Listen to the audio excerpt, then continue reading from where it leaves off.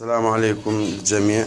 اليوم نتكلم عن كيفية وضع الحجل بالرجل الفرخ الذي أصبح عمره أكبر أو أصبح رجله أكبر من أن يدخل الحجل بالرجل.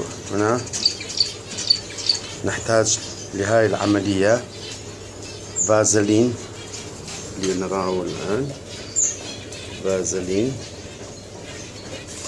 نحتاج إلى كلينكس، هذه القطعة اللي نوضع به الأذن. أعتذر إن لم يطلع الفيديو بالشكل المطلوب لأن أصور وأحاول أشرح الطريقة. الآن هنا الحجل حتى يراه الجميع، لا يدخل كما نلاحظ. حتى لو هكذا هاي 3 أصابع موجودة. الآن نحاول لا يدخل الحجل. هسه نرجع الحجل قليلا ونأتي بقليل من الفازلين اللي موجود، نضعها بأماكن الذي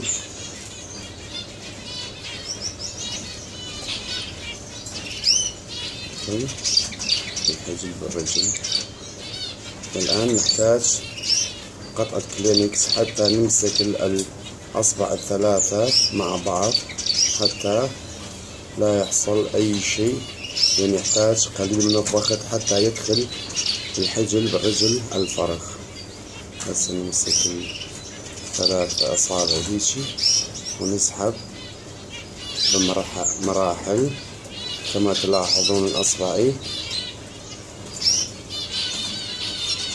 هسه دخل جزء من كما ترون هنا. الآن أحاول مرة أخرى، يحتاج قليل من الضغط. هسه دخل الحجل الفرخ كما نراه الآن،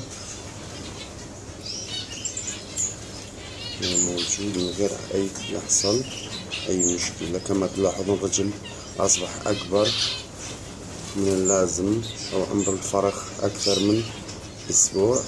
هاي ننظف الفازلين.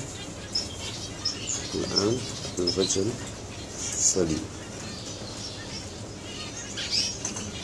ونرجع الفرخ للعش.